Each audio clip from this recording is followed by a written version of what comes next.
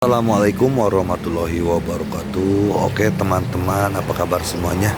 Mari kita lanjutkan saja ceritanya. Tapi seperti biasa, bantu dulu tekan tombol like dan berkomentar, karena tekan tombol like itu gratis ya teman-teman, sobat-sobat, tuan-tuan dan nona-nona. Oke, mari kita lanjutkan saja ceritanya. Bab 903, berpisah dengan cara yang buruk. Sementara pihak berwenang Lituania tengah memikirkan tindakan balasan, warganet di seluruh dunia juga memberikan saran kepada mereka. Yang paling sering disebutkan, tentu saja, adalah mencari bantuan dari Biro Vulkan, karena tujuan tradisional Lituania selalu berpegang teguh pada Biro Vulkan.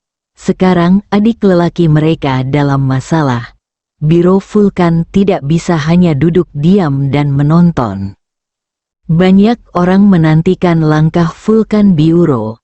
Rakyat Lituania, termasuk mereka yang berada di bekas Uni Soviet, menunggu dengan cemas. Terutama di wilayah pesisir, banyak warga yang belum mengungsi sudah mengemasi tas dan menunggu perkembangan terakhir. Biro Vulkan pasti akan membantu kita. Beberapa waktu lalu, kami bahkan menyinggung Tiongkok demi Biro Vulkan. Bagaimana mungkin Biro Vulkan mengabaikan kami di saat kritis ini? Dikatakan bahwa beberapa negara di Laut Baltik telah meluncurkan operasi gabungan untuk menangani kelompok organisme laut yang bermutasi ini. Ngomong-ngomong soal ini, aku benar-benar iri dengan Tiongkok.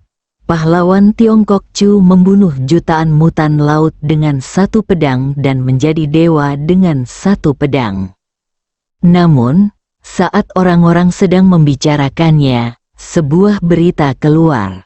Karena alasan khusus, tidaklah mudah bagi Biro Vulkan untuk mengirim pasukan ke Laut Baltik. Orang-orang meledak, Biro Vulkan, abaikan mereka. Kerajaan Lituania telah menjadi pion yang dibuang oleh Biro Vulkan. Banyak sekali orang yang mengumpat dan sangat marah. Beberapa orang bahkan turun ke jalan untuk memprotes dan mengutuk Biro Vulkan. Banyak orang di daerah pesisir menjadi putus asa, mengemasi tas mereka, meninggalkan rumah mereka dan memulai perjalanan untuk melarikan diri. Situasinya penuh gejolak. Pada saat inilah pihak berwenang Lituania angkat bicara.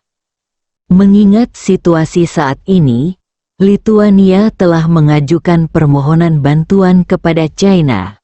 Saya yakin Biro Operasi Khusus China akan menjunjung tinggi kepercayaan pada perdamaian internasional dan mengulurkan tangan bantuan untuk menolong Lituania dan banyak negara di Laut Baltik bertahan dari bencana ini. Ketika berita itu keluar, hal itu menimbulkan sensasi. Banyak orang yang tercengang.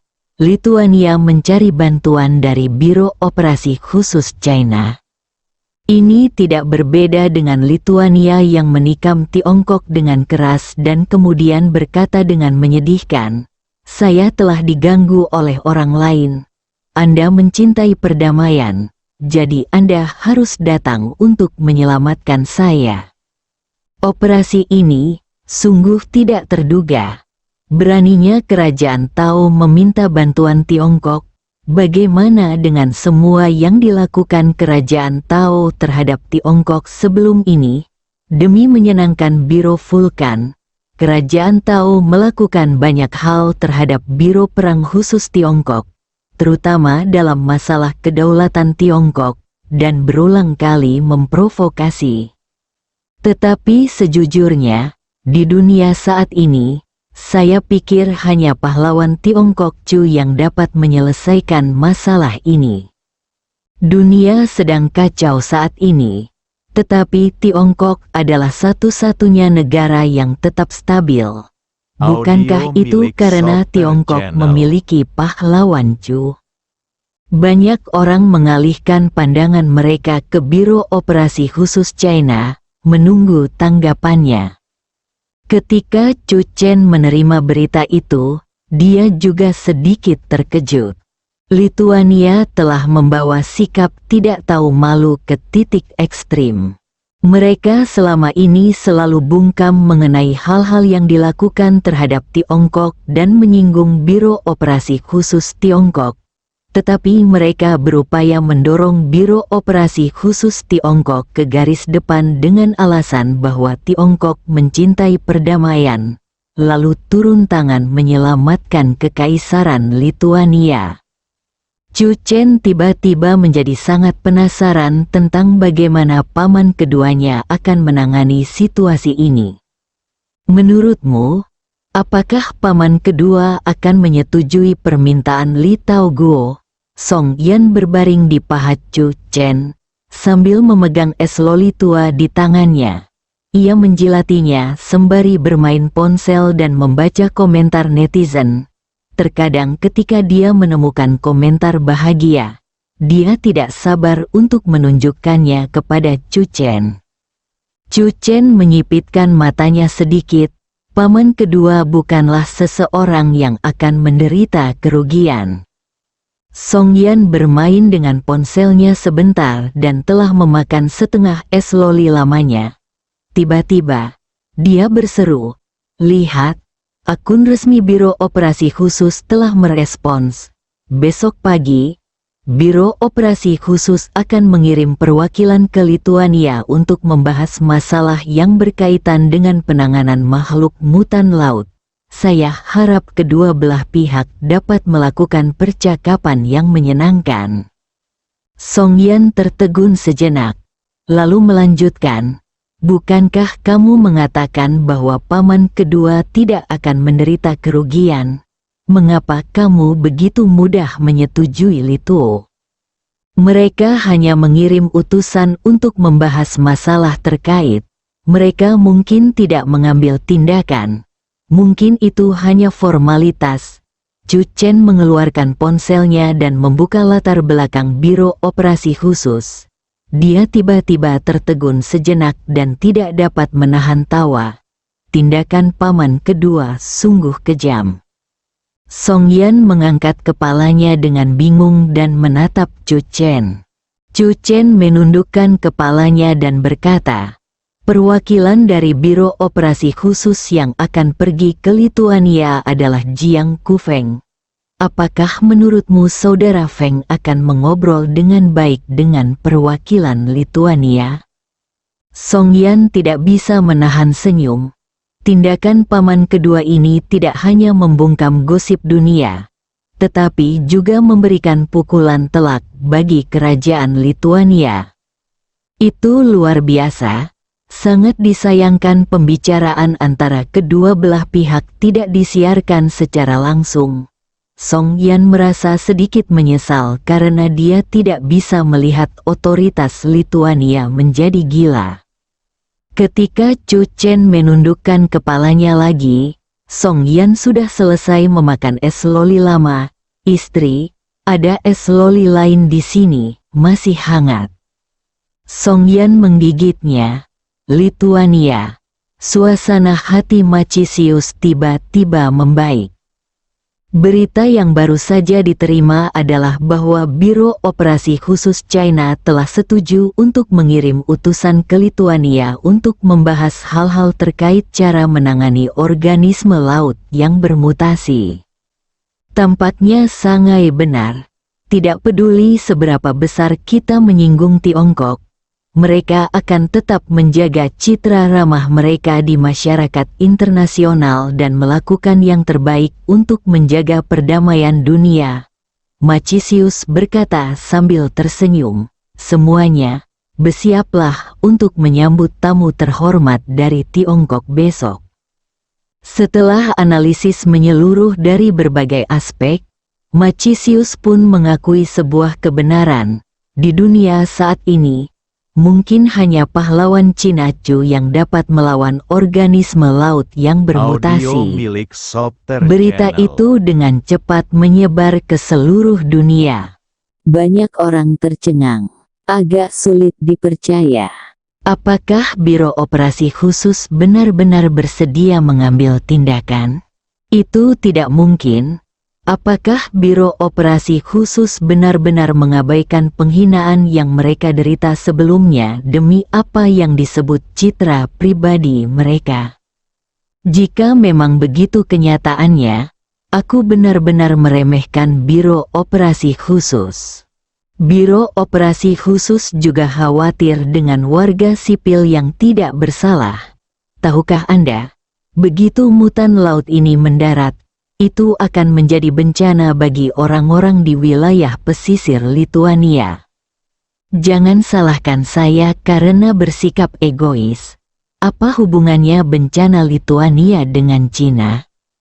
Keesokan harinya, diskusi tidak mereda, malah makin keras. Maccisius memimpin semua orang untuk menyambut utusan dari Biro Operasi Khusus. Siang harinya, kedua belah pihak berbincang-bincang di ruang konferensi. Pertama-tama, selamat datang kepada utusan dari timur, Maccisius berkata sambil tersenyum. Ketika Lituania dalam bahaya, Anda mampu mengesampingkan dendam masa lalu dan datang menolongnya. Di sini, atas nama Lituania, saya ingin menyampaikan rasa terima kasih saya kepada Anda. Maccisius ingin mengambil inisiatif dan mengucapkan terima kasih langsung kepada pihak Tiongkok, sehingga memberi alasan kepada Biro Operasi Khusus Tiongkok untuk mengambil tindakan. Duduk di seberangnya adalah Jiang Kufeng, berpakaian hitam. Ekspresi Jiang Kufeng dingin dan acuh tak acuh, seperti air. Setelah penerjemah di sampingnya selesai menerjemahkan kata-kata Maccisius, Jiang Kufeng memandang Maccisius dengan acuh tak acuh. Ada senyum di wajah Marcius. Ayo, bicara. Jika bicara soal negosiasi, Maccisius yakin dirinya tak akan pernah kalah dari siapapun. Dia sudah menyiapkan rencana dalam pikirannya. Tidak peduli apapun yang ingin dikatakan utusan Tiongkok, dia punya tanggapan dan tindakan balasan yang sesuai. Namun, 30 detik kemudian, utusan China itu masih menatapnya dengan tenang. Semenit kemudian, utusan China itu masih belum berbicara. 5 menit kemudian, senyum di wajah Maccisius telah hilang sepenuhnya. Apa maksud pihak lain dengan ini? Kau di sini, tapi tak mengatakan sepatah kata pun. 10 menit berlalu, di mana Maccisius mencoba mengatakan beberapa patah kata lagi. Tetapi Jiang Kufeng masih menatapnya dengan dingin tanpa mengucapkan sepatah kata pun. Wajah Maccisius berubah gelap. Utusan dari China ini terlalu tidak sopan. Tidak peduli apa yang dikatakannya, pihak lain mengabaikannya. Ini terlalu tidak masuk akal. Saya ingin tahu, apakah ini yang dimaksud Biro Operasi Khusus Anda? Maccisius sedikit marah. Masih marah, Jiang Kufeng mendesah dalam hati, lalu berdiri dan berjalan keluar. Biro Operasi Khusus dikirim ke sini dengan tujuan untuk melakukan pembicaraan yang menyenangkan antara kedua belah pihak. Tetapi sekarang, perwakilan Lituania malah marah. Bagaimana kita bisa berkomunikasi dengan bahagia seperti ini?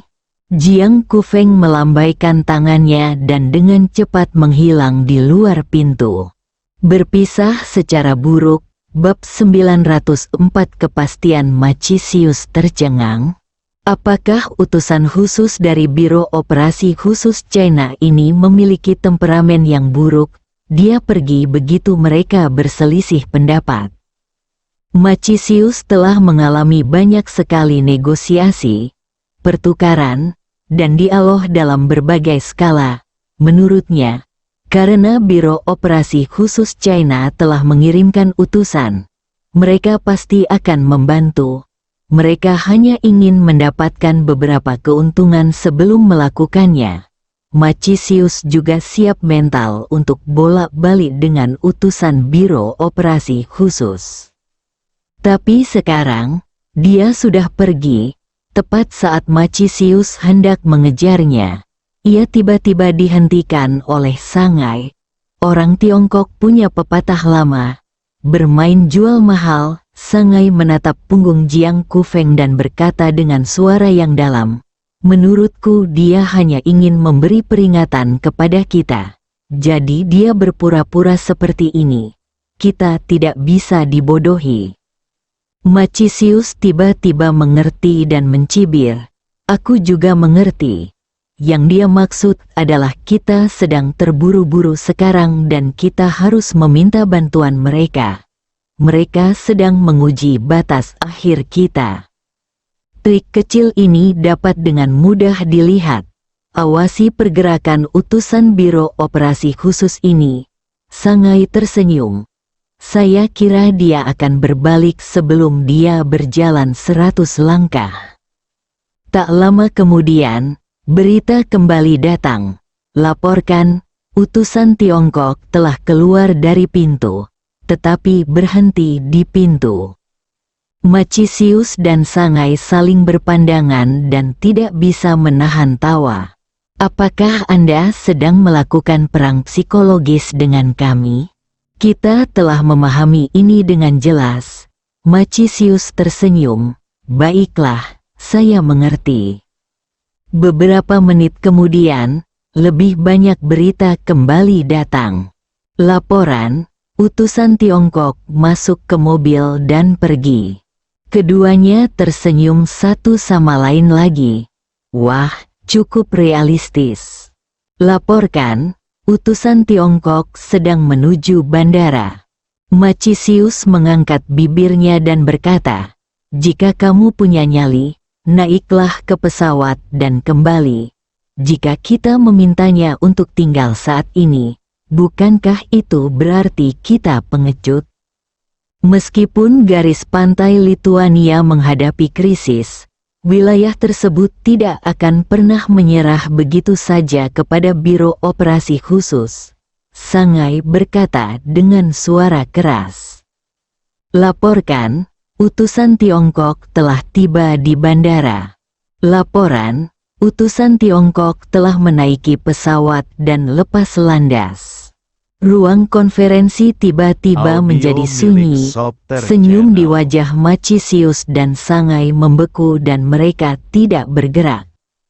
Begitu saja, kiri, setelah beberapa saat, Macisius sangat marah dan membalik meja. "Apakah Biro Operasi Khusus sengaja mempermainkan kita?" "Benar sekali, mereka tidak punya niat datang untuk mendukung kita. Mereka hanya mengirim seseorang untuk mempermainkan kita." Sangai juga marah. Departemen Operasi Khusus China harus dikutuk keras. Saat Macisius hendak mengadakan konferensi pers, Biro Operasi Khusus China sudah berbicara terlebih dahulu. "Selama proses komunikasi antara utusan khusus kami dan otoritas Lituania, kedua belah pihak tidak dapat mencapai konsensus. Pada akhirnya, utusan khusus kami harus pergi dengan penyesalan.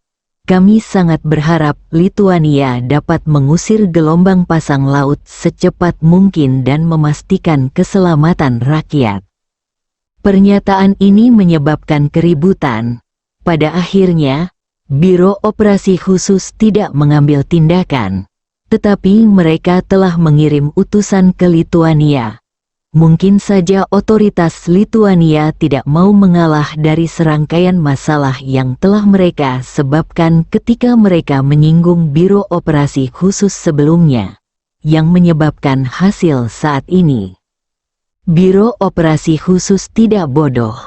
Bagaimana mungkin mereka bersedia membantu bangsa Lituania tanpa syarat?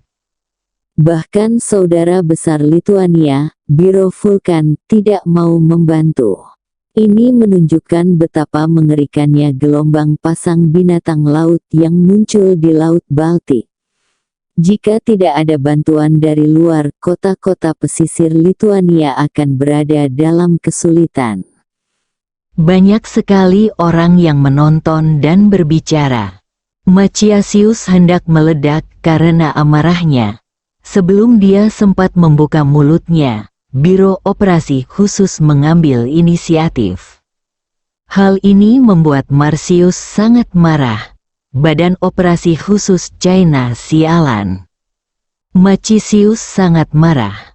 Apakah mereka benar-benar berpikir bahwa mereka adalah satu-satunya orang di dunia yang dapat menghadapi gelombang pasang binatang laut? Tidak peduli seberapa mengerikan gelombang pasang binatang laut, mereka hanya dapat menimbulkan masalah di laut. Mulai hari ini, kirim lebih banyak orang untuk menjaga garis pantai dan mengevakuasi orang banyak. Pasukan khusus Lituania siap bertempur kapan saja. Maciasius tidak percaya bahwa negaranya sendiri tidak dapat menghadapi gelombang binatang laut ini. Sangai mengangguk, dan setelah beberapa saat, ia tak dapat menahan diri untuk bertanya, "Tapi, apakah kita akan mengabaikan lautan? Jika kita kehilangan Laut Baltik, kerugian kita akan terlalu besar. Saya akan mengirimmu ke laut sekarang. Apakah kamu berani?" Maciasius tiba-tiba berteriak pada Sangai.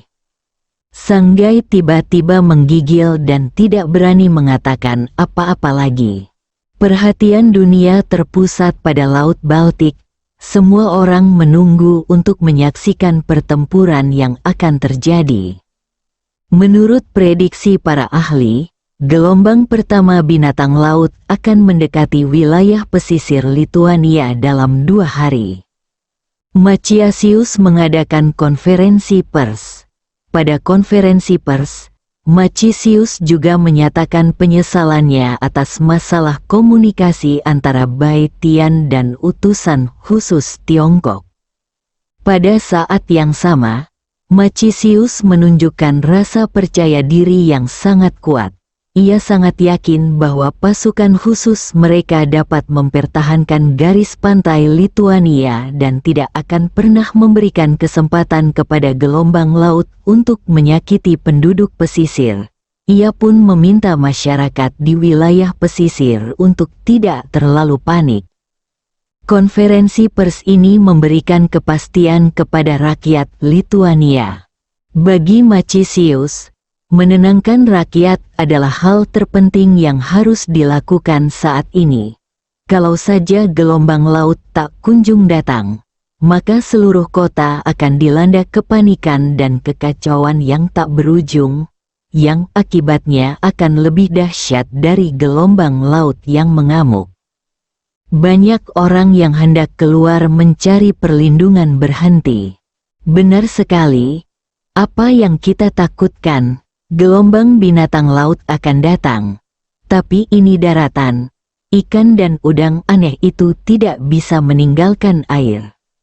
Kami sebenarnya yang paling aman di sini.